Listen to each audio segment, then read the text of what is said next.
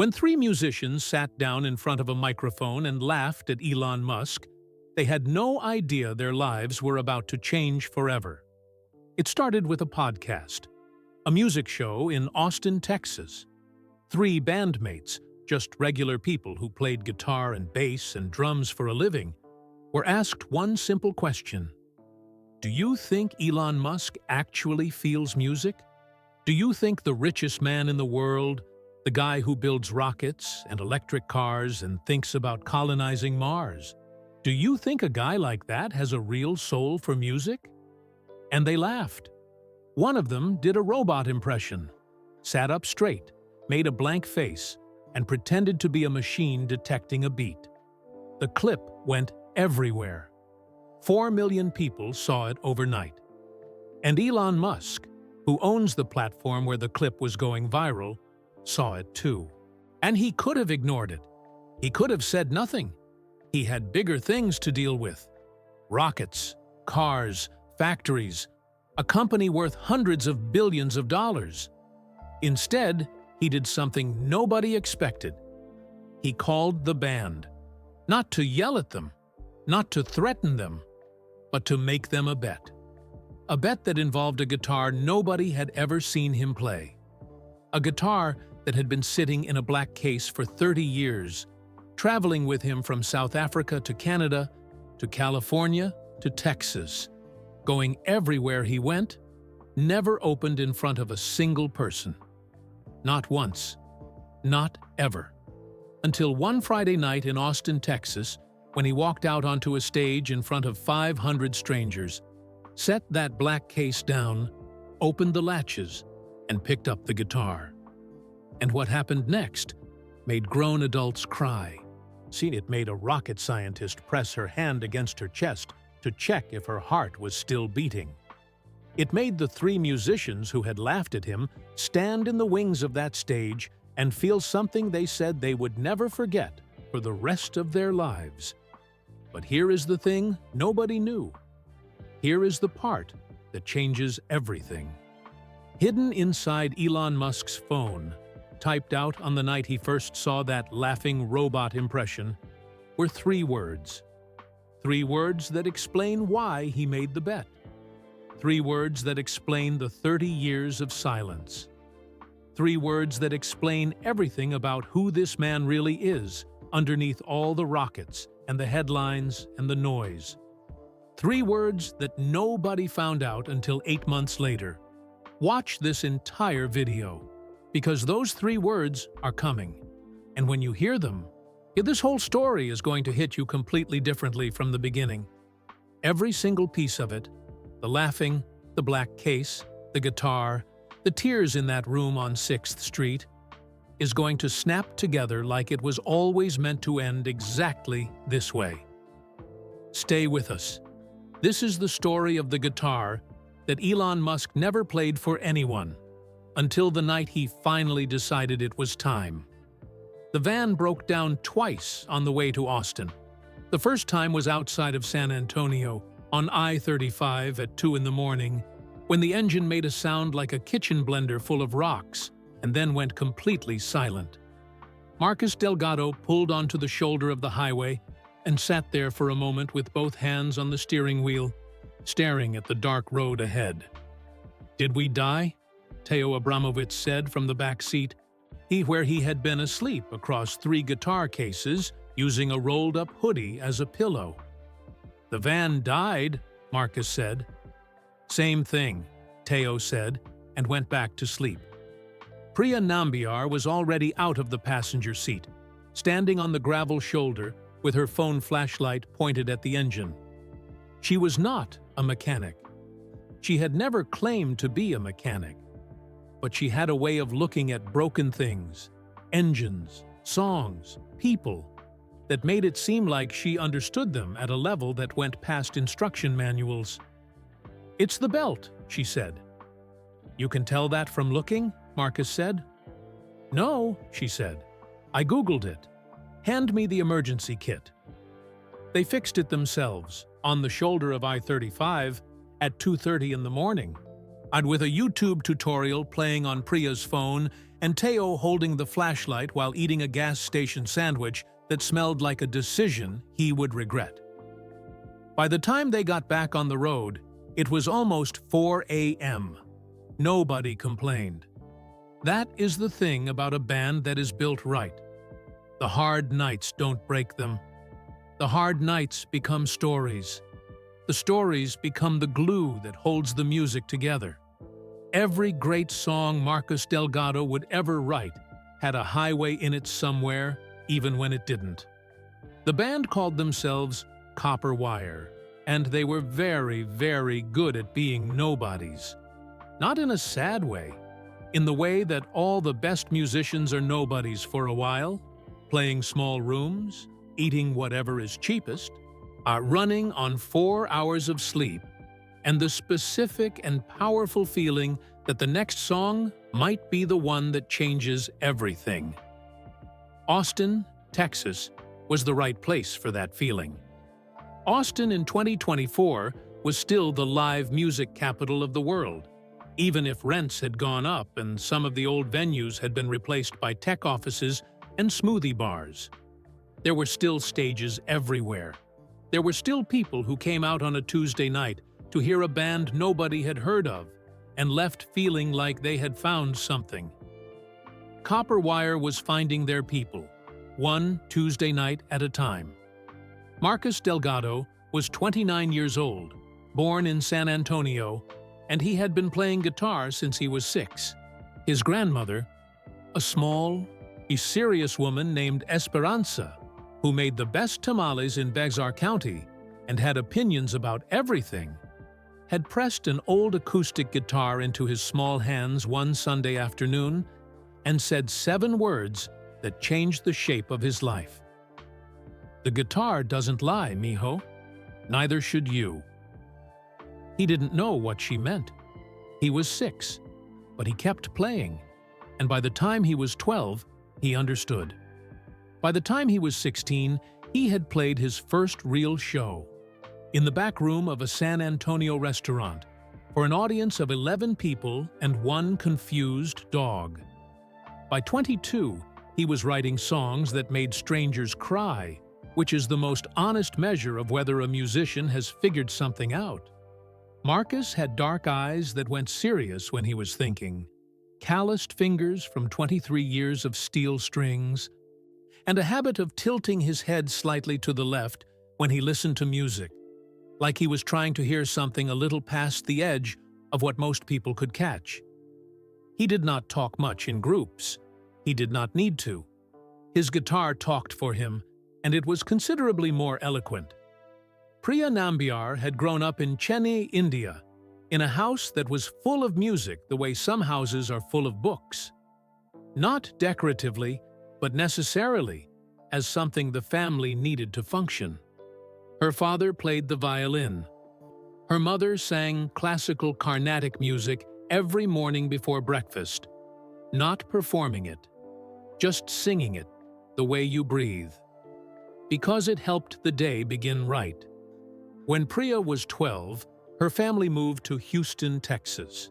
Her father had been hired by an engineering firm, and the family packed up everything that mattered, which, in their case, included the violin and several hundred CDs, and landed in a country that was loud and fast and enormous in a way that took some getting used to. At 14, Priya discovered punk rock. Her parents were not thrilled, but even they could hear, even across the wall of noise and electric guitars and drums that hit like fists, that their daughter was not just listening to music. She was being transformed by it. Punk rock gave Priya a language for the feelings she had about being between two worlds, about being Indian in Texas, about being too American for Chennai, and not American enough for Houston, about the particular loneliness of growing up in a family that loved you completely and still could not always understand you. She wrote her first lyric at 15, in the back of a math notebook during a class she was not paying attention to. It was 3 lines long. It was about her mother's morning singing drifting under a bedroom door. It was about missing something you are standing right next to. It was, without her fully knowing it yet, a masterpiece in miniature. By the time she was 25 and living in Austin, sharing a 2-bedroom apartment with Marcus and a cat named Fender, Priya Nambiar had a voice that could fill a room without trying. Warm at first, like something good you didn't expect, and then building. Building until it was a weather system, until you were standing in it rather than just hearing it. Teo Abramovitz was from Brooklyn, and he told you that approximately every 45 minutes, whether it was relevant or not. He was 27, red-haired, to 6 feet 2 inches tall, and built like someone who had grown up carrying drum kits up 4 flights of stairs, which he had. He had studied jazz drumming at Berklee College of Music in Boston, where his teachers described him using words like extraordinary and exhausting, sometimes in the same sentence.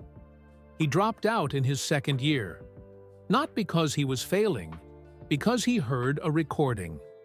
It was a rough, low-quality audio file that someone had posted in a music forum.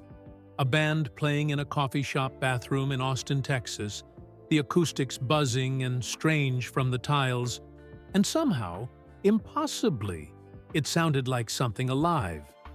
The guitarist played like he was in conversation with something invisible.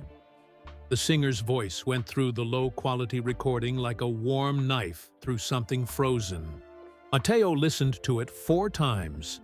Then he booked a one-way bus ticket to Austin. The acoustics were disgusting, he would say later, in interviews when people asked about joining Copperwire.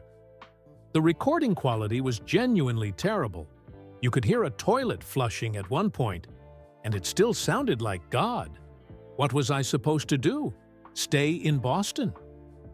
By March 2024, Copperwire had been a band for 3 years, 2 EPs, hundreds of shows, 1 van with a complicated relationship with its own engine.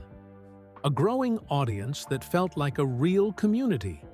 People who came back, who brought friends, who knew the words to songs that hadn't been officially released yet. They were on the edge of something bigger.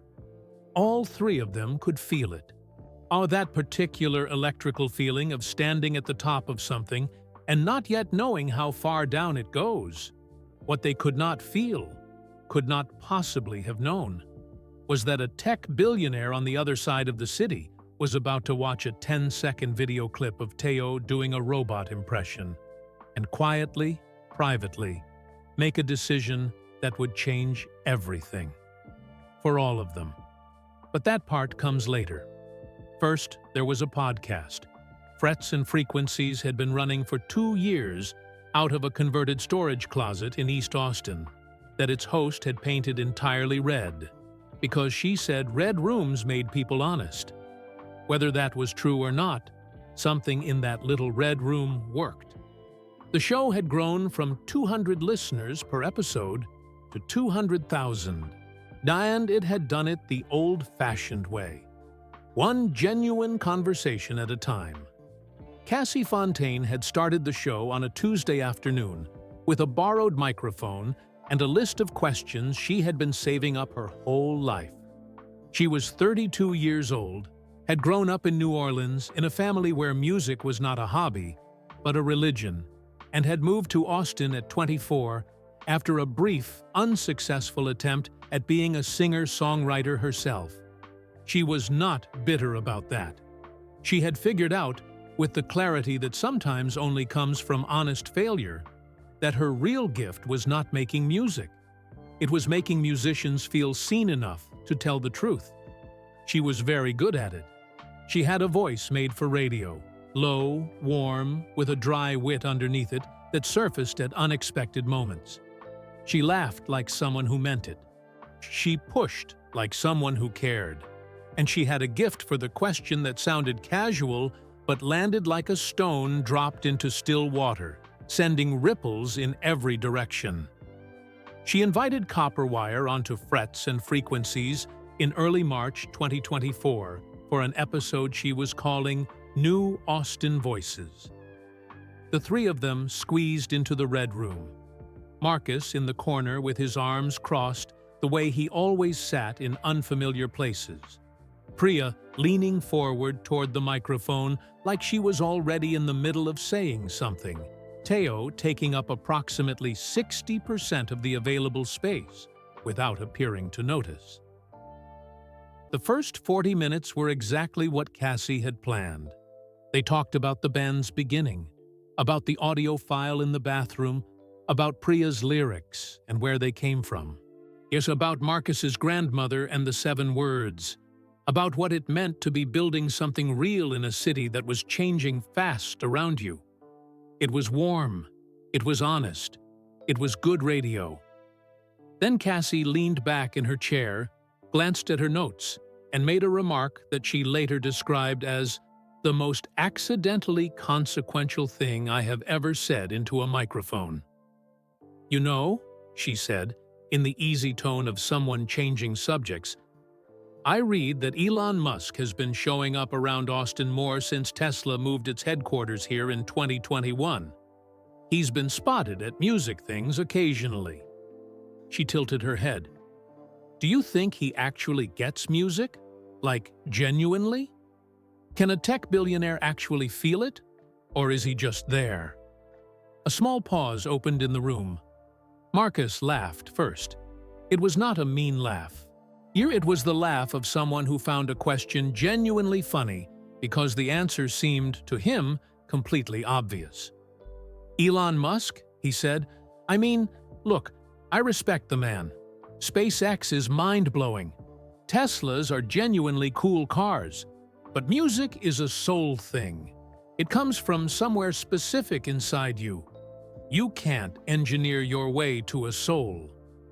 The live stream comments were already moving fast. Priya leaned into the microphone. "I saw that clip from some event where he came on stage and was sort of bobbing along to music." She paused, choosing her words. It looked like someone who had read a very thorough Wikipedia article about having fun. The comments exploded. Cassie was grinning. This was the thing she was good at. She could feel when a conversation cracked open into something real. Teo cleared his throat. He sat up, very straight, and he placed both hands flat on his knees. He arranged his face into a careful, total blankness, eyes forward, expression zeroed out, jaw slightly loose.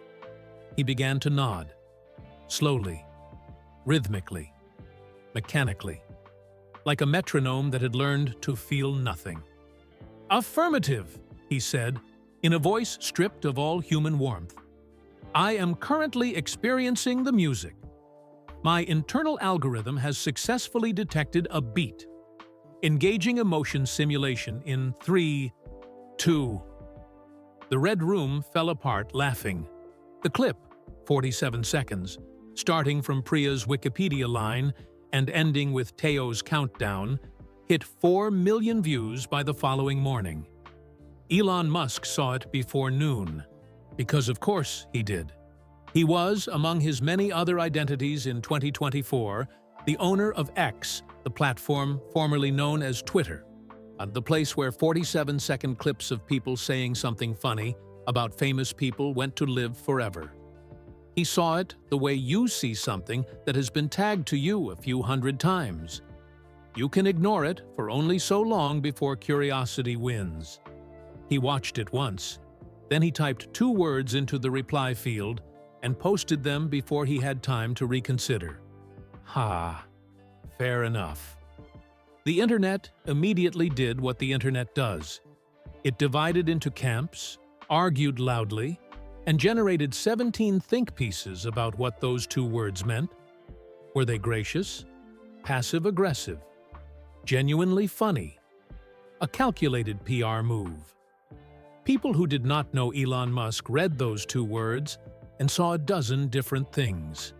The people who did know him, the ones from the early PayPal days, the engineers who had sat next to him through long nights at SpaceX, the people who had learned to read the specific language of a man who said very little when it counted most. They read those 2 words and felt something else entirely. Not amusement, recognition. Because they knew, in the way you know things about someone after years of watching them think, that "ha" and "fair enough" were not the same as "you're right." They were the sound of a decision being made. But decisions, even the quiet, powerful kind, need a door to walk through. The door, in this case, was a phone call. Devlin Ray had been managing bands for 20 years, and in that time, he had received phone calls from record labels, angry venue owners, a minor celebrity who wanted to sue one of his clients over a song lyric, and once, memorably, a goat farmer in Wyoming who had somehow gotten his number and wanted to discuss the declining quality of modern country music. He had taken all of these calls with the same steady, unhurried energy. The energy of a man who had long ago accepted that the music business was simply the regular business of human chaos with a better soundtrack. He was 44 years old, based in Austin, and he wore the same style of thing every single day. Dark jeans, a plain button-down shirt, boots that had seen genuine use. He had a face that looked like it had been through some weather and come out the other side understanding something. His hair was going gray at the temples in the way that looked less like aging and more like a natural consequence of knowing too much about too many things. He had signed Copperwire 2 years earlier, to after watching them play a 40-minute set at a bar on Red River Street to an audience of 30 people who were all completely riveted. He had stood at the back of the room with his arms crossed and watched Marcus play and thought, very simply, there it is. He had introduced himself after the show, bought all 3 of them a drink, and said he wanted to talk about their future. Priya had asked him 3 sharp questions before agreeing to anything. He had liked her immediately. His phone rang on a Tuesday morning, 3 days after the podcast clip had crossed 4 million views. He looked at the number, did not recognize it, answered anyway, because Devlin Ray always answered. The voice on the other end was professional, unhurried, and very clear. The person said they were calling on behalf of Elon Musk. They said, Mr. Musk had been impressed by Copperwire's performance footage online and would like to extend an invitation, a private fundraising event, late March, Austin, a non-profit focused on STEM education in underserved schools. Intimate crowd, around 200 guests. Would the band be available and interested? Devlin said he would check the calendar and call back. He hung up the phone. He sat very still for approximately 10 seconds. Then he called Marcus. "Good news and weird news," he said when Marcus picked up. "Weird news first," Marcus said immediately, because Marcus had known Devlin long enough to understand that good news and weird news almost always meant the weird news was the important part. "Someone from Elon Musk's team called me this morning," Devlin said. "They want Copperwire to play a private event. It's a fundraiser for a STEM nonprofit. Late March, here in Austin. Small room, serious crowd, serious money." The silence on the other end of the phone was long enough that Devlin checked the screen to make sure the call hadn't dropped. "After what we said on the podcast," Marcus finally said. "That's the part I keep coming back to," Devlin said. "The person who called me, and I wrote this down because I wanted to make sure I remembered it exactly, said, Mr. Musk thought the podcast was funny. He'd like to show the band a good time." Another silence. "That's not a threat," Marcus said slowly. It was not quite a question. "Marcus, I'm asking seriously, Devlin. It is not a threat. It is a music event with a legitimate charitable organization behind it. I looked them up while you were not talking just now." Devlin leaned back in his chair. "Here is what I think. I think a man who could have simply ignored a 47-second clip instead chose to respond to it, and now he is choosing to do something else. I don't know what the something else is yet, but in my experience, when someone chooses to engage rather than dismiss, it is always worth finding out why. Marcus said he would talk to Priya and Teo. He already knew what Teo would say. Teo had a policy. Any gig that offered free food and covered expenses was a gig worth taking. It was not a sophisticated policy. It was an extremely reliable one. Priya took slightly longer. She sat with the idea for an afternoon, walking the trails at Barton Creek, which was what she did when she needed to think something through without her brain talking too loud. She called Marcus back at 6 in the evening. "One condition," she said. "Sees what?" "We play our real set. Nothing curated, nothing softened. We play what we play." "I'll tell Devlin." "And Teo does not do the impression." "I'll tell Teo." There was a pause. "I'm curious about him," Priya said quietly, almost as though she hadn't meant to say it out loud. Not in a celebrity way, in a "I want to know if there's more to the story" kind of way. "I know," Marcus said. "Does that make me naive?" "It makes you a songwriter," he said. "You always want to know if there's more to the story." Devlin made the call back the following morning and confirmed the booking. What none of them knew, not Devlin with his careful notes, not Priya with her honest instincts, not Marcus with his quiet certainty, was that the invitation had not originated with Elon Musk's events team at all. It had originated with Elon Musk himself. Sitting alone in his Austin home the night the clip crossed 4 million views. Watching Teo's impression a second time. Feeling something he had not felt in a very long while. Something that moved underneath the amusement, like a current under still water. He had opened the Notes app on his phone. He had typed 3 words, and then he had called his assistant and said, simply, "Book them." 2 words, 11 letters. And somewhere in Austin, Texas, without knowing it yet, 3 musicians just had their lives quietly rerouted. The venue was called the Iron Oak. It sat on the east side of Austin, in a neighborhood that had been a warehouse district 20 years ago and was now the kind of place where converted industrial spaces hosted private dinners and gallery openings and events, where the guests arrived in cars that cost more than most people's houses. The Iron Oak had originally been a furniture storage facility. Someone with genuine vision and serious money had taken its bones. The wide concrete floors, the exposed wooden ceiling beams, the enormous arched windows that faced east, and caught the last hour of evening light like a painting, and turned it into something that felt, against all logic, both grand and intimate at the same time. String lights ran the length of every beam. The stage at the far end was small but perfectly proportioned, big enough to mean business, small enough that the audience never felt far away. Round tables with white linen filled the floor. At the center of each table, someone had placed a single small cactus in a terracotta pot, which was either a very Austin detail or a very Texas one, and either way, it was exactly right. Copper wire arrived at 6 o'clock for soundcheck. The venue was still empty, which is always the strangest version of any room. All that space waiting to be filled, the air holding its breath.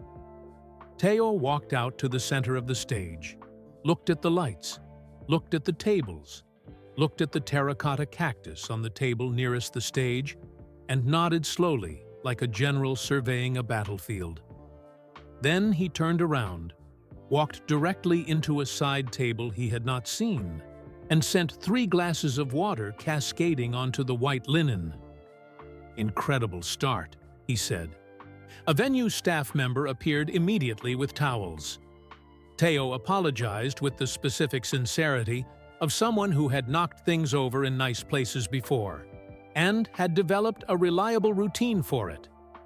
Priya stood at the edge of the stage and looked out at the empty room.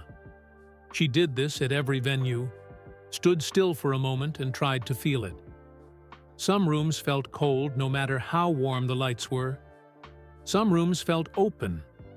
This one felt like it had something to say, like it had been waiting to be used for something that mattered. "Different kind of gig," she said quietly. "Different kind of room," Marcus agreed, coming to stand beside her. He ran his hand along the edge of the stage, an old habit, something his hands did automatically when he arrived somewhere new, reading the grain of the wood, the way his grandmother used to read the face of someone she had just met. The wood was old, solid. It had been here long before the iron oak existed, before the furniture company, maybe before the neighborhood itself had decided what it wanted to be. He liked that. Devlin handled the logistics with his usual efficiency. 40-minute set, 8 songs. The order was already decided. They had talked about it that afternoon over tacos at a place on Cesar Chavez that Marcus insisted was the best in Austin, and that Teo insisted was the third best, and that Priya ignored because she ate her lunch while rewriting the bridge of a new song in the back of her notebook, and only looked up when someone said her name. The set would open with their most immediate song, a fast, punchy thing called Bright Wire that hit you before you had time to decide whether you liked it, and close with Copper Wire, Open Sky, the slow, wide-open song about West Texas and freedom that made people feel something large and quiet in their chests. Everything in between was chosen to build, verse by verse, from energy into feeling. "And please," Devlin said, at the end of the logistics conversation, setting down his taco and looking at Teo with the expression of a man making a formal legal request, "Do not do the impression tonight. Not even a small version. Not even ironically." Teo considered this for a moment with genuine thoughtfulness. "I'm not making any promises," he said. "Teo, I said what I said, Devlin." The guests arrived at 7:30. Copper Wire watched from backstage through a narrow gap between the stage curtain and the wall, a gap that every band in history has used to size up an audience without being seen.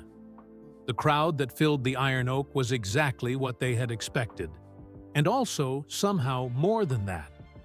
Engineers and entrepreneurs and scientists who moved through the world building things. A woman near the front, who Priya later discovered had been part of the original Falcon 9 launch team. A man at the back corner table who had written code used by almost every major bank in America. People who were accustomed to rooms like this, who wore their success the way experienced travelers wear good luggage, efficiently, without making a show of it. "This is the smartest audience we have ever played for," Teo whispered. Don't let it change how you play," Marcus said. "Are you saying that to me, or to yourself?" Marcus didn't answer. Then Priya grabbed both of their arms. "There," she whispered. The three of them looked. Elon Musk walked into the Iron Oak at exactly 7:42 p.m., and the thing that struck all three of them, the thing none of them had expected, was how ordinary he looked. Not ordinary in a disappointing way. Ordinary in the way that very sure people sometimes look in rooms where everyone else is performing their own importance. He was wearing dark jeans and a plain gray shirt. No entourage pushing ahead of him. No visible security forming a wall. He walked in the way a person walks into a room when they have been thinking about something all day, and the room is secondary to the thought. He shook hands near the entrance. He nodded, and he smiled the quiet smile of someone whose mind was running a separate, private process. And he was carrying something, a case. Long and narrow, black leather, worn at the corners in the way of something that had been carried many times over many years. He set it down with a specific, deliberate care. Not the careless way you set down a bag, but the careful way you set down something that matters, against the wall near the back of the room. Then he straightened up, buttoned nothing, smoothed nothing, and made his way to a table near the center where a Coke Zero was already waiting for him. He did not look at the stage. He did not look at the curtain where 3 musicians were watching him through a gap. He sat down, took a long drink of his Coke Zero, and looked at the table. Like he was thinking. Like he was still thinking about the same thing he had been thinking about all day. "What's in the case?" Teo whispered. Marcus and Priya said nothing, because neither of them knew, and not knowing felt, in that moment, like the most important feeling in the room. But the show had to go on. It always does. Copper wire went on at 8 o'clock sharp, and from the first note of bright wire, something shifted in the iron oak, the way temperature shifts when a storm is deciding whether to arrive. The crowd, this careful, accomplished, quietly powerful crowd, turned toward the stage with the particular attention of people who were not easily impressed, and were, against their own expectations, being impressed. Conversations at tables stopped mid-sentence. Phones went face down on white linen. The woman from the Falcon 9 team closed her eyes somewhere in the third song and did not open them again for 2 full minutes. Marcus played like the room had no walls. That was the only way to describe it. There are guitarists who play at an audience, projecting outward like a searchlight. Marcus played differently. He played into the space between himself and every person listening, filling that space with something that made the distance feel smaller. His fingers moved across the fretboard without hurry, finding the notes the way water finds the lowest point. Not by forcing, but by knowing. Priya sang with her eyes closed through most of the set. She did this not for effect, but because the outside world, when she was really inside a song, became irrelevant. Her voice did the thing it did on the best nights. That building, ungathering thing, like weather accumulating, like something enormous being assembled from small quiet pieces until suddenly it was all there at once and you were standing inside it without knowing when you had walked in. Teo held everything together the way great drummers do, which is invisibly. When a drummer is truly doing their job, you don't think about the drums. You just feel strangely safe, the way you feel safe in a well-built house during a storm. You're not thinking about the walls, but they are absolutely there. 8 songs, 40 minutes. When the last chord of Copper Wire Open Sky faded out and Marcus lifted his hand from the strings, the room was quiet for 3 full seconds before the applause came. And when it came, it was the real kind, not the polite, the event-appropriate kind that sophisticated crowds sometimes produce out of social obligation, but the involuntary kind, the kind your hands do before your brain has weighed in on the decision. From backstage, watching it happen, Devlin Ray allowed himself a single, private smile. Through all 8 songs, Elon Musk sat perfectly still at his center table. He did not nod along. He did not tap his fingers on the tablecloth. He did not check his phone or lean over to say something to the person beside him. He just listened, with the complete, almost severe attention of someone receiving information that matters. After the final applause settled, a man materialized at the backstage entrance. Mid-30s, efficient posture, the look of someone professionally comfortable in the background of important rooms. He introduced himself quietly as part of Mr. Musk's team and said that Mr. Musk would very much like to say hello if the band had a few minutes. They had a few minutes. The back room of the Iron Oak was small and plainly furnished. A couch, 2 chairs, a folding table, a water pitcher nobody touched. It smelled like old wood and fresh paint. The kind of room that exists in every venue in the world, invisible to audiences and essential to performers. Elon Musk came in without the case. He shook their hands, Marcus first, then Priya, then Teo, looking each of them directly in the eye in the brief, direct way of someone who has shaken thousands of hands and still treats each one as a separate, specific thing. He said the set was excellent. But he said it the way a person says something when they mean it, and don't feel the need to decorate the meaning with extra words. Marcus, who was not constitutionally capable of letting things stay politely on the surface, said it before he could stop himself. "We owe you an apology. The podcast—" "No." Elon held up one hand, not sharply, just firmly. "It was funny. You were right. I am a tech nerd. That's not an insult. It's a job description." Priya leaned forward slightly. "We implied you couldn't feel music. That wasn't fair. We don't actually know that." Something moved behind his eyes, quick and deep. There and gone. "What if," he said, slowly, as though the sentence were being assembled carefully as he spoke it, "we made a small bet." The word bet arrived in the room, and everyone in it became slightly more alert, and he laid it out plainly.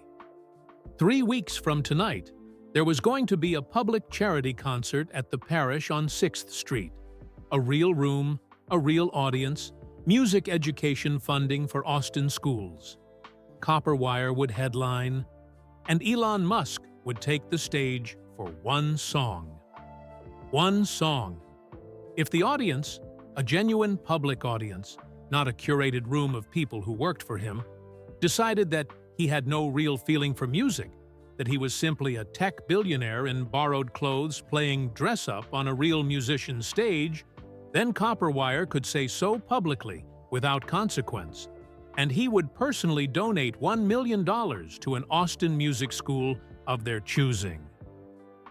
If the audience felt, genuinely felt, that he belonged on that stage, even for 3 minutes, even for one song, then Copperwire would play the Tesla Gigafactory Texas anniversary event for free. The room processed this quietly. Priya spoke first. "That's not a fair trade. $1 million for our school against a free corporate gig for you." "You're right," Elon agreed. "The odds are completely in your favor. I would say that means I'm very confident." Teo leaned 6 inches toward Marcus and whispered, at a volume that was technically a whisper but functionally audible to everyone in the room. "He either knows something we don't, or he is the most arrogant man alive." Marcus kept his eyes on Elon. "One song," he said. "Just you. No backing track, no production tricks. Nothing between you and the audience." "Just me and the guitar," Elon said. The guitar. That word landed differently now, because none of them had forgotten the black case against the wall in the main room. None of them had stopped thinking about it for one moment through all 8 songs and 40 minutes of their set. Priya uncrossed and recrossed her arms. It was the thing she did when she had already made a decision and was giving herself 3 more seconds to make sure. 3 weeks, she said. The parish. One song. One song, he confirmed. He stood, shook their hands again, the same direct, specific way as before, walked to the door, stopped with his hand on the frame, and turned back. Not all the way. Just enough. "Get some rest," he said. "You played well tonight." Then he was gone. The 4 of them, 3 musicians and a manager, stood in the small plain room and listened to his footsteps fade back into the noise of the party. And nobody spoke for a long moment. It was Teo who finally broke the silence, and he did it the way Teo always broke silences, directly, without ceremony, saying the thing everyone else was already thinking. "What," he said carefully, "is in that case?" Nobody answered him, because nobody knew. And the not knowing followed all of them home that night like a stray dog that had decided without being invited, that it lived with you now. The first week after the Iron Oak, the story got out. This was not surprising. Austin was a city of musicians and talkers, and people who were both simultaneously. And a story this specific. Tech billionaire invites the band that mocked him on a podcast to play his private event, then challenges them to a public bet involving a guitar nobody has ever seen him play. Was not a story that stayed in a back room. It moved through the music community the way all the best stories move, person to person, each retelling adding one small detail that may or may not have been true until the whole thing was alive in a way the original event hadn't quite been. By Thursday of the first week, Cassie Fontaine had called Marcus. By Friday, she had recorded a follow-up episode of Frets and Frequencies titled, simply, "We Need to Talk About the Bet." It went more viral than the original clip. The headline that got picked up everywhere was, "Elon Musk challenges the band that mocked him to a guitar showdown," which was not precisely accurate, but was close enough to the truth that nobody involved felt the energy to correct it publicly. Devlin read the headline, to sigh the sigh of a man who had long ago made peace with the gap between what actually happened and what the internet decided happened, and went back to booking hotels. The comments divided the way comments always divide, into camps, into certainties, into people who had already decided the answer before the question was finished being asked. Half the internet was on Copperwire's side. Real musicians, paid dues, earned their place, end of story. The other half was on Elon's side. Brilliant mind, can do anything he commits to. Watch him embarrass everyone who doubted him. And then there was a third group, smaller than the other two. Quieter, but they kept saying the same thing.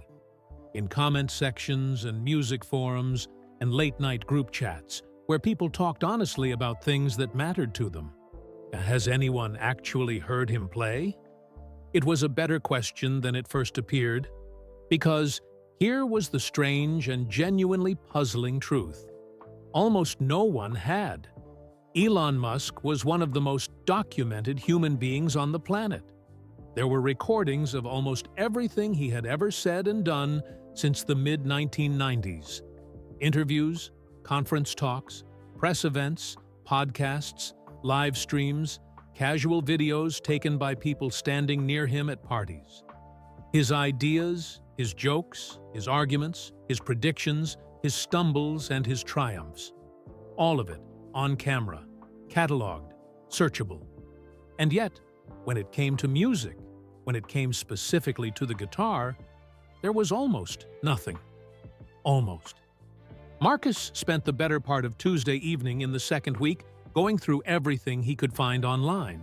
He was sitting on the floor of his apartment on South Congress Avenue, his own guitar in his lap out of habit, laptop open beside him, going link by link through the thin digital trail. A 2012 interview where someone asked, almost as an aside, whether he played any instruments. Elon had answered quickly, "A little guitar, nothing worth hearing," and redirected the conversation so smoothly that the interviewer had moved on without registering what had just happened. Marcus watched it 3 times. Each time he noticed the same thing: the speed of the redirection. Not defensive, not uncomfortable, just fast. The speed of someone who has decided a long time ago that this particular door stays closed. A blurry photograph from a party in Los Angeles in 2019 where someone who might have been Elon appeared to be holding an acoustic guitar. Might have been. The image was too soft to be certain. A comment buried deep in a 2021 Reddit AMA from a SpaceX engineer, not Elon's AMA, someone else's, a junior engineer answering questions about what it was actually like to work at the company. Someone had asked what surprised them most about Musk as a person. The engineer had written, "He sometimes plays guitar in his office late at night, when he's working through a hard problem. Like it helps him think. I heard it once through the wall. Didn't say anything. Felt like I'd seen something private. Marcus read that comment 4 times. Felt like I'd seen something private. He set the laptop down. He picked up his own guitar, a battered Martin that he had bought secondhand at 17 and played every single day since. And he held it without playing it for a long moment. Just held it the way you hold something that has been through everything with you. He thought about what it would mean to play guitar for 30 years and show it to no one. Not because you couldn't, not because you were ashamed, but because some things, when they belong completely to you, feel too important to risk in front of people who might not understand what they are looking at. Some things you protect not out of fear, but out of love. The way you cup your hands around a candle in the wind, not to keep it from the world, but to keep the wind from deciding for you whether it lives or dies. He was still sitting there when Priya called him at 9:30 p.m. "I talked to Cassie today," she said, without preamble. "Did you know his mother talked about this? In her book?" Marcus sat up straighter. "Talked about what?" "The guitar. Elon Musk. Her memoir." Priya's voice had the particular quality it got when she was turning something over carefully. The way she turned a lyric over before she committed it to a notebook. She wrote about how Elon played guitar as a teenager in Pretoria. She said it was the one thing he did that wasn't about competing or achieving or proving something. It was just his. She said he was quiet about it. The apartment was very still. "That sounds like someone who loves music," Marcus said. "It sounds like someone who loved music so much he stopped sharing it," Priya said. "And I think that's a different thing. I think that's actually a bigger thing." Marcus looked at the Martin guitar in his lap. He thought about his grandmother's 7 words. He thought about the first song that had ever broken him open. He was 9 years old, sitting in the back of his grandmother's car, a song coming through the radio that he couldn't name, and something cracking wide inside his chest in a way that should have been frightening but wasn't, because the crack let something in that had needed to get in for a long time. He wondered, sitting there on the floor of his South Congress apartment at 9:30 on a Tuesday night in the second week of 21 strange days, whether Elon Musk remembered the first song that had ever done that to him. He wondered whether it still lived somewhere in the strings of whatever was inside that black case. "Marcus," Priya said. "Yeah. I think we might have been wrong about him." A long quiet. "I know," he said. And knowing changed something. Not everything. Not yet. But something.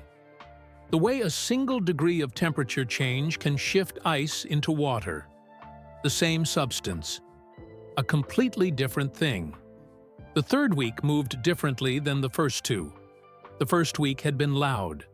The internet noise, the viral headlines, the comments sections running hot with opinions from people who had never met any of the people they were discussing. The second week had been internal. Marcus on his floor with his laptop, Priya on the phone with Cassie, Teo doing what Teo did when something bothered him, which was play drums for 3 hours until either the feeling resolved itself or his upstairs neighbor knocked on the ceiling with a broom handle. The third week was quiet in the way the air gets quiet before something arrives. Copper wire rehearsed every day. Not obsessively. They knew their set. Said they knew each other. They had played these songs hundreds of times in rooms ranging from a Houston bathroom to the Iron Oak. But they rehearsed with a quality of attention that felt different from normal preparation. More careful, more honest. Like they were checking every note for something they might have been taking for granted. Priya rewrote the bridge of "Loose Signal," a song she had considered finished for 8 months, in 20 minutes on Wednesday morning of the third week. She didn't know why it needed rewriting until she heard the new version and understood that the old one had been about the feeling she thought she should have, and the new one was about the feeling she actually had. They were not the same feeling. Marcus tuned his guitar 3 times a day, which was twice more than necessary. He wasn't anxious exactly, but he was alert. There is a difference. Anxiety is noise. Alertness is attention. And what Marcus was feeling in that third week was the sharp, specific attention of someone who understands that they are approaching something that matters. Teo bought a new pair of drumsticks on Monday, played with them for 1 hour, decided they were wrong in some way he couldn't articulate, and went back to his old ones. New sticks before a big show is bad luck, he explained to nobody in particular. Nobody had asked. The parish on 6th Street had been a fixture of Austin's music scene since the 1990s. It was not the biggest venue in the city, and it was not the most famous, but it was beloved in the specific way that only places with real history become beloved.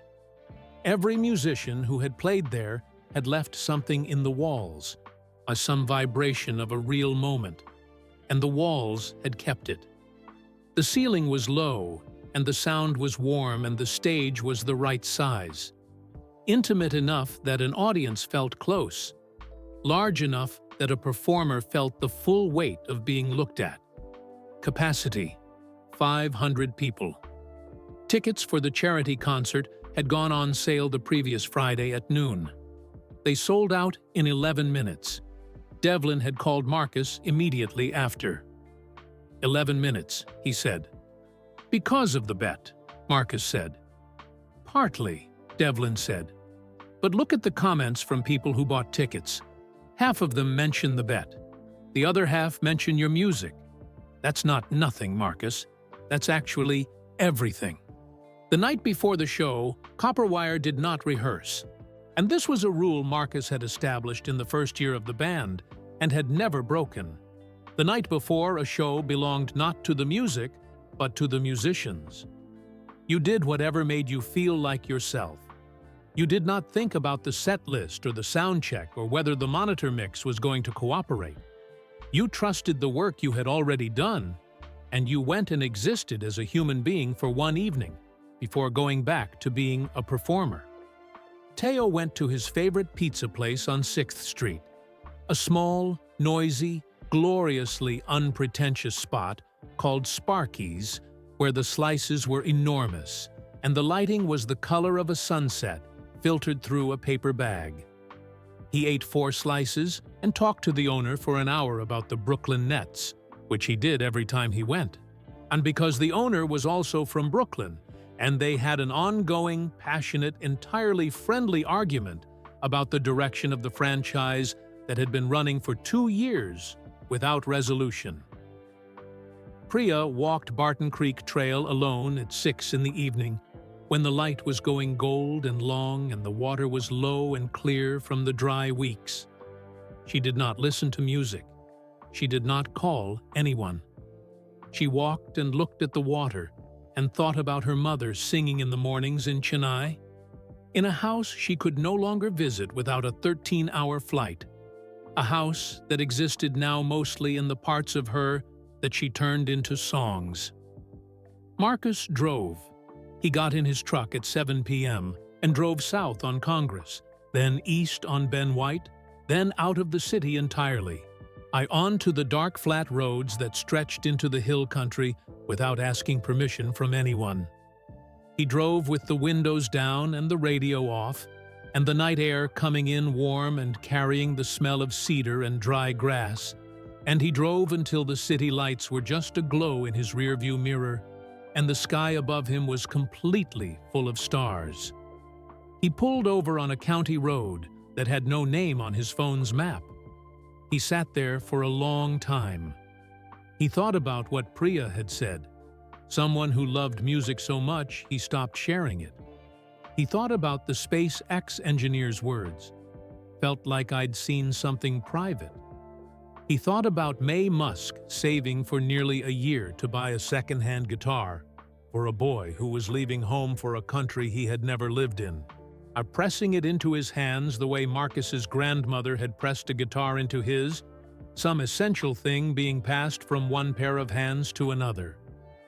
He thought, maybe the guitar is not a metaphor. Maybe the guitar is just the guitar. And maybe 30 years of carrying something in a black case without opening it in front of anyone is not a mystery to be solved, but a feeling to be respected. He drove back to Austin. The next morning, 4 hours before soundcheck, Devlin sent a message to the band group chat. It said, "He's already at the venue." 3 dots appeared as Marcus, Priya, and Teo all started typing at the same time. 3 dots, 3 dots, 3 dots. Teo's message came through first. It said, "With the case?" Devlin's reply came back in less than 10 seconds. "With the case." Marcus put his phone face down on his kitchen table. He finished his coffee. He looked out the window at the South Congress Street below, already warm with morning light, already moving with the particular energy of a city that never quite decided whether it was a big town or a small city, and had resolved the question by becoming something better than either. He picked up his Martin guitar. He did not play a song. He did not run scales or warm up his fingers or do any of the practical things a guitarist does before a performance. He just held it, both hands around the neck, the weight of it settling against him like something that knew it belonged there. "The guitar doesn't lie, mijo." "Okay, abuela," he said quietly, to the empty kitchen, to the morning light, unto the woman who had been gone for 6 years and was somehow still handing him things. "Let's go find out the truth." He put the guitar in its case, picked up his keys, and walked out the door into the Austin morning. The truth was waiting on 6th Street. It had been waiting for 30 years. The parish smelled the way all old music venues smell, like decades of sound soaked into wood and plaster, like the specific combination of stage lights and old carpet, and something underneath both of those things that has no name, but that every musician recognizes the moment they walk through a backstage door. It is the smell of every performance that has ever happened in a room.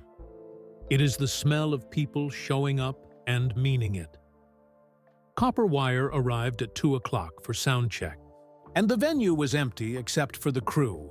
A sound engineer named Walt, who had worked the parish for 15 years and had the calm, unhurried competence of someone who had seen every possible thing go wrong on a stage and fixed all of it, and a small production team running cables and adjusting lights with the focused efficiency of people who understood that everything they were doing would be invisible if they did it correctly.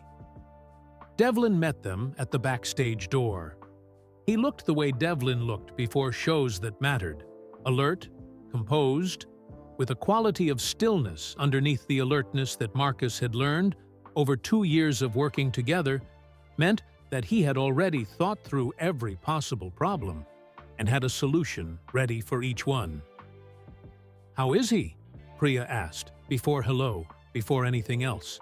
The Devlin understood immediately who she meant. "He's been here since 9, he said. "Green room at the end of the hall. He asked for the room to be left alone and for nobody to knock unless the building was on fire." He paused. His exact words. "Has he eaten anything?" Priya said. Devlin looked at her with the expression of a man who found the question unexpected and was quietly moved by it. "I'll check," he said. Soundcheck ran from 2 to 4 and was, by the technical standards of soundcheck, unremarkable. The monitors cooperated. Walt found the right balance between Marcus's guitar and Priya's vocals in under 20 minutes, which was faster than usual, and which Walt noted with a brief professional nod, the highest form of praise in his vocabulary. Teo's kick drum sounded like a heartbeat through the floor. At one point during soundcheck, in the brief quiet between loose signal And between the towers, Marcus heard it. Just barely. Just underneath the sound of the crew moving equipment and Walt speaking quietly into his headset, and the low thrum of the venue's ventilation system. A guitar, coming from somewhere down the hallway behind the stage. Not performing, not showing off, working. The way a musician works when they are alone, when there is no audience to perform for, and no image to maintain, and nothing left to be except honest. The same passage, again and again. Patient, deliberate.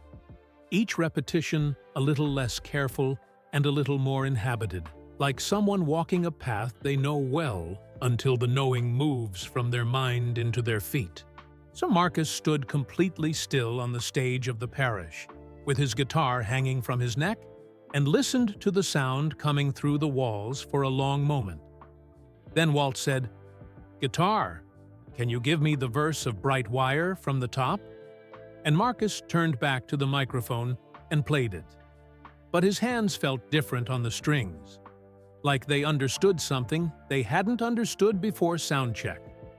At 5 o'clock, Devlin brought sandwiches that nobody ate and water that everybody drank. At 6, the venue doors opened for the charity volunteers who were running the front-of-house fundraising tables. At 7, the first members of the public audience began to line up on 6th Street in the warm April evening, and by 7:30, the line ran half a block. These were not tech people. See, these were not curated guests in cars that cost more than houses. These were Austin people, students with guitar cases on their backs, couples who had been coming to the parish since the 90s, young musicians who knew every word of every Copperwire EP, older music lovers who had come because a sold-out charity show in a good room on a Friday night was simply what you did if you loved music and lived in Austin. They had all heard about the bet. The energy outside the venue had the specific quality of a crowd that has come to witness something, not just to watch it, but to be present for it, to be part of the record that something real happened here on this night. Backstage, Copperwire existed in their separate pre-show rituals. Teo moved his drumsticks through patterns on his thighs, his eyes half closed, his enormous frame somehow still and kinetic at the same time. Priya stood in a corner facing the wall, not for drama, but for privacy, running her voice through sounds that had no words, but carried every feeling the words would need to sit inside. Marcus sat on a folding chair with his Martin across his knees, and his eyes open, and his mind somewhere the rest of them couldn't follow. At 7:45, there was a knock at the green room door. Devlin opened it. The same efficient, background-comfortable man from the Iron Oak stood in the hallway.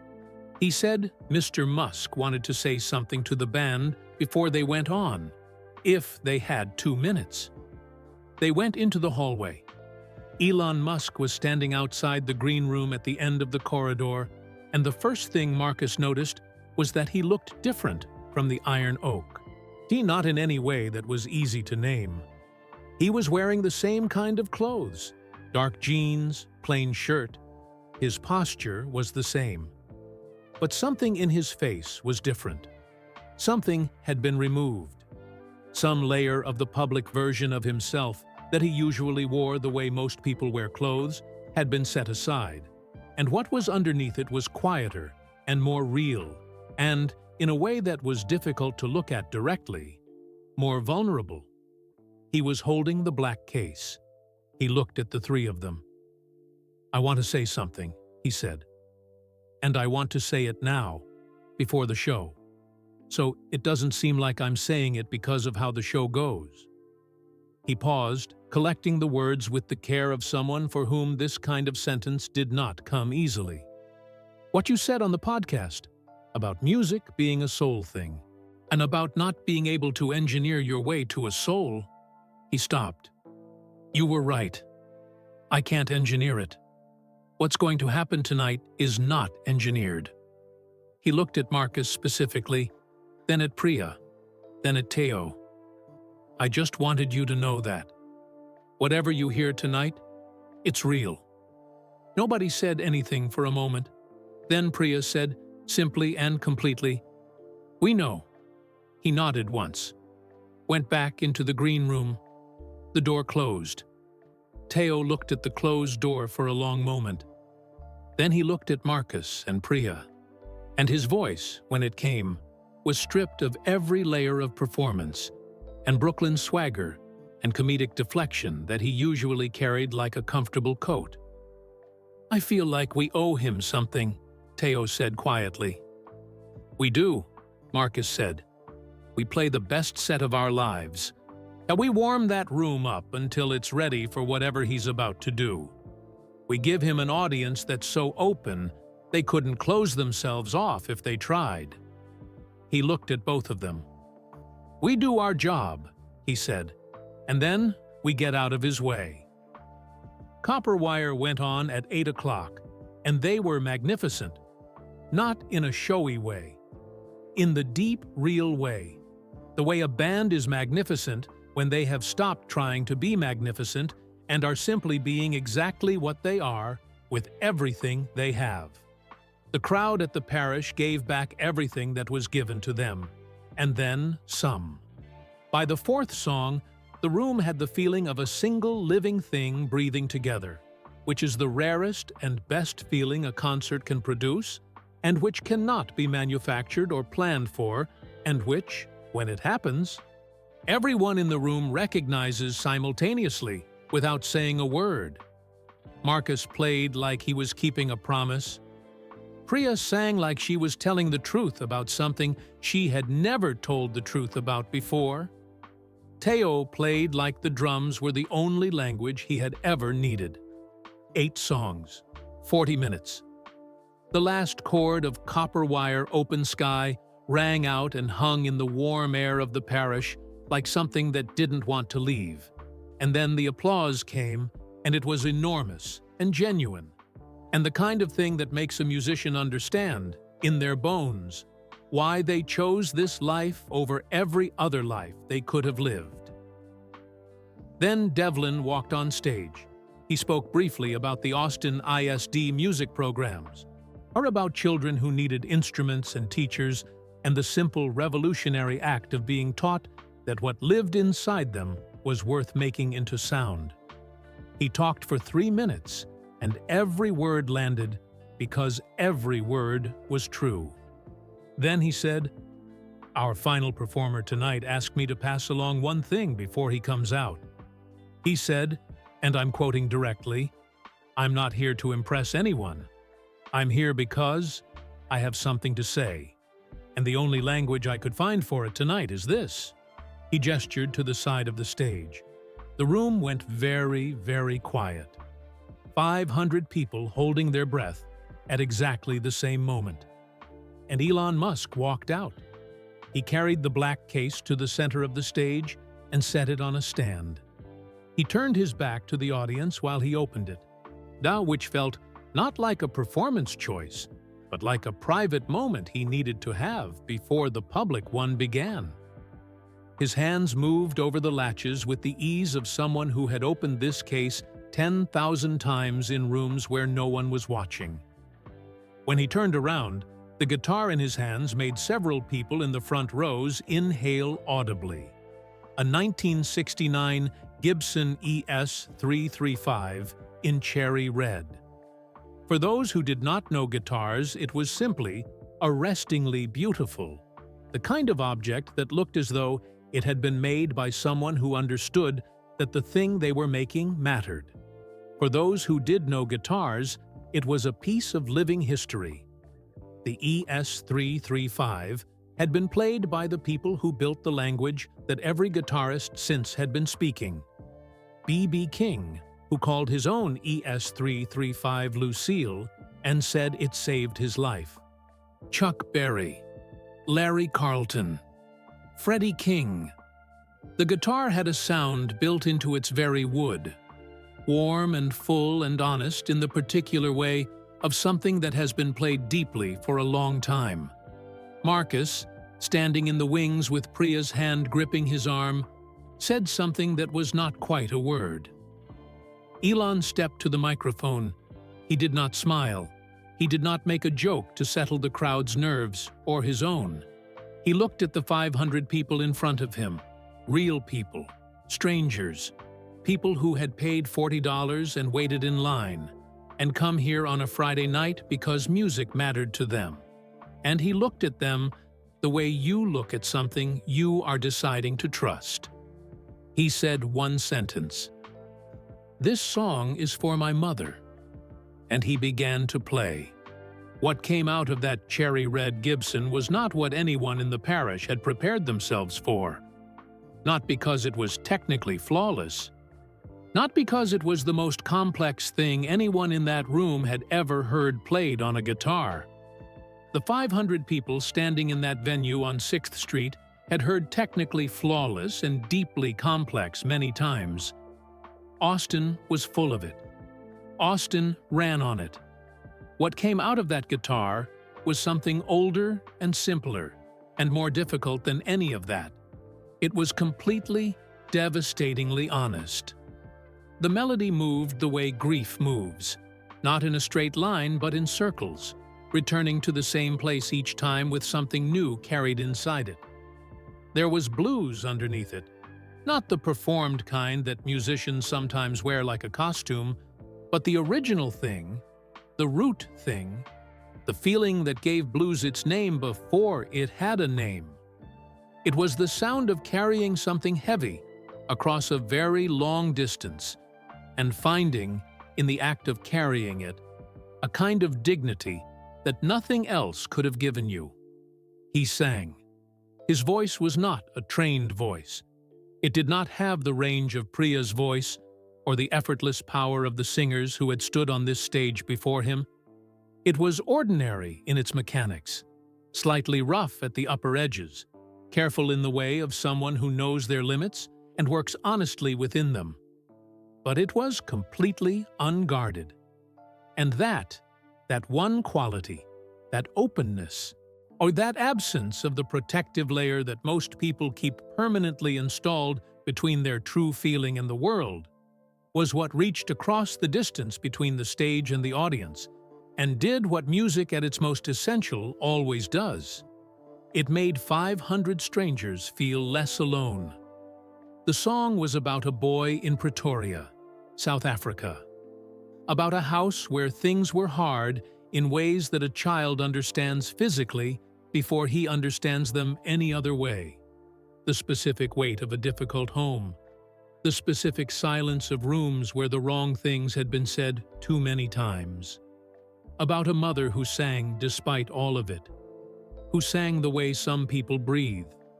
Not for an audience. Not for approval. Just because the alternative was not singing. And the alternative was worse. About learning, at 8 years old, that a guitar string holds a vibration the way a heart holds a memory. That you cannot see either one, but you can feel them long after the moment that made them has passed. About leaving South Africa at 17 with almost nothing. About arriving in Canada and then America with ambition that was also, underneath its shining surface, a kind of armor. About building things, enormous things, world-changing things. About filling every available space inside yourself with the next problem, the next company, the next impossible deadline, until the building became so constant and so loud that you almost forgot there had ever been anything inside you that was not building. Almost. About a black case that had traveled from Johannesburg to Pretoria to Canada to California to Texas. That had sat in corners of offices and homes across 30 years and 3 decades of becoming someone the world had very strong opinions about. That had never been opened in front of anyone. Until tonight. Until a 47-second clip of a drummer doing a robot impression made a decision surface that had been forming, quietly, for a very long time. He played for 6 minutes. When the last note finally left the guitar and faded into the warm air of the parish, the room did not immediately respond. It couldn't. 500 people needed a moment to remember how to move, because something had moved through them that required stillness first and action second. 5 seconds of complete silence. Not the uncomfortable kind, not the kind that means an audience is confused or unmoved, but the rarest kind. The kind that means everyone in a room has just shared something true and needs a breath before they return to the ordinary world. In the wings, Priya Nambiar was crying. She was not trying to. She was not performing it. Tears were simply moving down her face the way water moves, because it was the only direction available. She was not the only one. A man in the third row who had worked on rocket guidance systems for 11 years and who described himself, in every professional context, as a person who dealt in data and facts and measurable outcomes, was standing with one hand pressed flat against his chest, as though checking that something was still there. The woman from the Falcon 9 team, who had been at the Iron Oak 3 weeks earlier, had come tonight because something told her she needed to. She was standing with her arms wrapped around herself, looking at the stage, and on her face was an expression that people who knew her well would not have recognized because it was entirely undefended, and she was a person who was very rarely entirely undefended. Then the applause began. It started in the front row and moved backward through the room like a wave that knows exactly where it is going. It built until it was not separate pairs of hands anymore, but one enormous sound, and underneath the sound, there were voices. Not words, just the sound of 500 people exhaling something they had been holding since a man stepped out of the wings with a cherry-red guitar and said 4 words into a microphone. "This song is for my mother." Marcus stood in the wings and did not clap. Not because he was unmoved, but because he was so moved that his hands had forgotten they were hands. He stood with his guitar hanging from his neck and his arms at his sides and his eyes on the stage where Elon Musk stood holding the 1969 Gibson ES335 and looking at the audience with the expression of someone who has just put something down that they have been carrying for a very long time. Not empty. Lighter. There is a difference. Marcus understood the difference because he had felt it himself.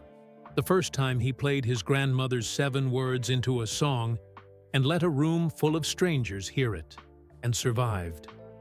He looked at the man on the stage. He thought, "You loved this the whole time." He thought, "We just didn't know where to look." Afterwards, the green room was quiet in the specific way of rooms where something large has just happened and the air has not yet decided what to do next. Elon sat with the cherry-red Gibson across his knees, not playing it. He looked the way Marcus had imagined he would look. Not empty, but lighter. Relieved in the deep way, not the surface way.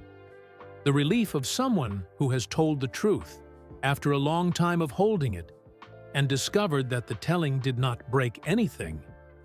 It made things, instead, more whole. Copper wire came in one by one. Teo sat down on the couch without a word, which was so far outside his normal behavior that it functioned as its own kind of eloquence. Priya sat down across from Elon. She looked at him directly, the way she looked at things she was trying to fully understand. Her eyes were still bright from crying. "I'm sorry," she said. "For what?" he said. "For what we assumed," she said. "For what we reduced you to." Elon looked at the guitar in his lap for a moment. "You didn't know," he said quietly. "I never showed anyone." "Why tonight?" Marcus asked. The question came out soft, genuine, without edges. Elon was quiet for a long moment. Then he looked up. "Because it was time." He said simply, 3 words. Not the 3 words. Those come later, but close enough, for now, that the room felt complete. 3 days later, Cassie Fontaine sat in her small red room in East Austin with 4 microphones, 4 chairs, and the distinct feeling of someone who had started a fire accidentally and was now watching it illuminate something she hadn't known was in the dark. Copper Wire sat across from her. Here she had asked them to come in and talk, not for content, not for clicks, not because the episode would certainly be the most downloaded in the show's history, though it would be. She had asked them because she felt, in the honest part of herself, that she trusted more than any other part, that the story needed a proper ending, that the conversation she had started with one casual wine and microphone remark in early March deserved to be closed with the same honesty it had accidentally opened. She pressed record. "So," she said, "who won the bet?" Marcus answered without hesitating. "He did," he said. "It wasn't close." Cassie looked at Priya. "We never actually put it to a vote," Priya said. "We forgot." Which tells you everything you need to know about what happened in that room. When something is completely true, you don't need a vote to confirm it. The vote already happened in everyone's chest the moment he played the first note. "Elon Musk has a soul," Teo said clearly, looking directly at the microphone with the expression of a man making an official public statement that he wanted entered into a permanent record. "I said what I said on this show 3 weeks ago, and I was wrong, and I am saying this now, and I am right. Those are the facts." Cassie smiled. Then she got quiet in the way she got quiet when she was about to ask the question that mattered most. "What changes?" she said. "For you, after something like this? What actually changes?" Teo looked at the ceiling. Marcus looked at his hands. Neither of them answered first, which meant the answer belonged to Priya, which Priya understood without anyone saying so. She was quiet for a moment. Then she said something that stopped Cassie's pen moving across her notepad, and did not start it again until the sentence was finished. "I think about how many people are walking around with a black case that they never open," Priya said. "Not because they can't. Not because the thing inside is not real and true and worth hearing, but because somewhere along the way they made a decision. Maybe not even a conscious decision. Maybe just a series of small moments that added up to a habit. That the world was not safe enough to receive what was most real inside them." She paused. "And I think the thing that broke me open on Friday night was not the guitar. It was not even the song, as beautiful as it was." She looked at the microphone. "It was the moment he walked out there and opened the case, in front of 500 strangers, after 30 years of not doing it." Her voice dropped half a register. "That is the bravest thing I have ever seen anyone do on a stage. And I have been watching people be brave on stages my whole life." Cassie said nothing. The red room held the sentence. 6 weeks after the parish concert, on a bright May morning in Travis County, Texas, Copper Wire pulled their van, recently serviced, belt fully functional, into the enormous lot outside the Tesla Gigafactory on Harold Green Road. The Gigafactory was vast, in the particular way of things built by people who think in large numbers. A structure so wide and long that it had its own weather at the edges, its own horizon line, its own sense of being a small city rather than a building. The anniversary event was set up on an outdoor stage at the facility's east entrance. The audience was Gigafactory employees, engineers, technicians, assembly workers, logistics teams, people who showed up every day and built things with their hands and their minds and their sustained, unglamorous attention. People who did not need to be impressed.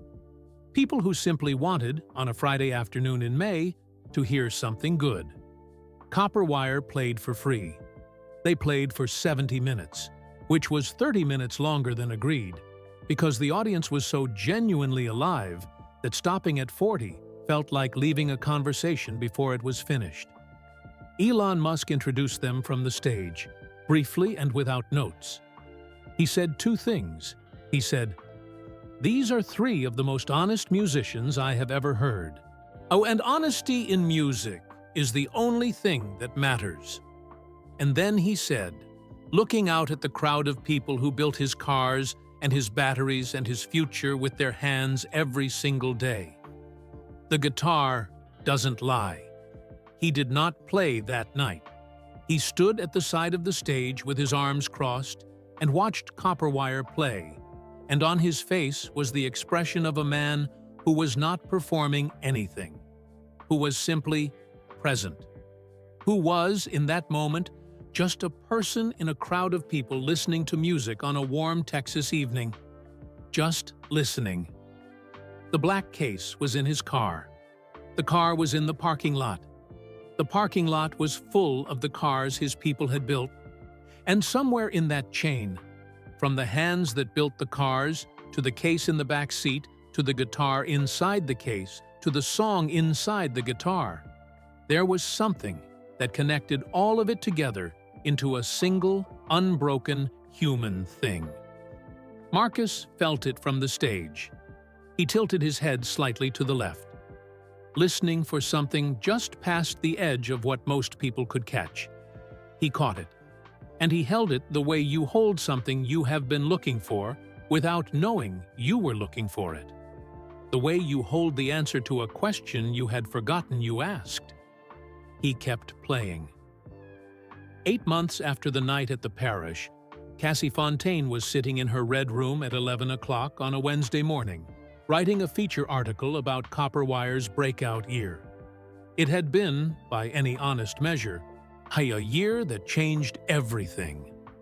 Priya's song, the one she wrote the week after the parish, the one she finished in a single sitting at 2 in the morning in her South Congress apartment, the one she had called simply "Open the Case," had become the most streamed song of the band's career, by a distance that made their previous numbers look like a different band in a different life. It had been streamed 40 million times in 6 months. It had been covered by artists in 7 countries. It had been played at weddings and funerals and graduations, and in hospital rooms where someone needed to hear that the bravest thing a person can do is show what they are actually made of. Marcus Delgado had been named one of Austin's defining musicians of the decade by a publication that had been writing about Austin music since before he was born. And he had read the piece sitting on the floor of his apartment with his Martin guitar in his lap, and then he had called his mother in San Antonio and read the part about his grandmother's 7 words out loud, and neither of them had spoken for a while after that. Teo Abramovitz had been offered a spot in 2 other bands that year, both of them more established and more lucrative than Copperwire. He had declined both, quickly and without apparent deliberation. When a journalist asked him why, he said, "You don't leave a band that plays like the truth. You stay, and you get better, and you see how far the truth goes." The journalist had put that quote at the top of the article. It was the right call. The Gigafactory concert footage had been released online in July and had been viewed, as of the morning Cassie was writing her article, 23 million times. And through all of it, the streams, the articles, the covers, the views, the sold-out theaters that replaced the mid-sized rooms that had replaced the small bars where it all began, the question that had started everything kept surfacing. What was he thinking when he reached out to book them? Cassie had included it in her list of written questions to Elon Musk's communications team. She had not expected him to answer it personally. He did. She was on her 3rd coffee and her 2nd draft of the article's opening paragraph when the email came in. Plain text. No subject line decoration. Sent at 6:43 in the morning from an address she recognized as his. The email contained 1 paragraph. The paragraph contained one sentence. The sentence contained 3 words. She read it once, and she set down her coffee. She read it again. Then she sat back in her chair in the small red room where musicians came to tell the truth. And she looked at the ceiling for a long time, feeling the weight of 3 words that were somehow lighter and heavier at the same time, the way all true things are. Time to open.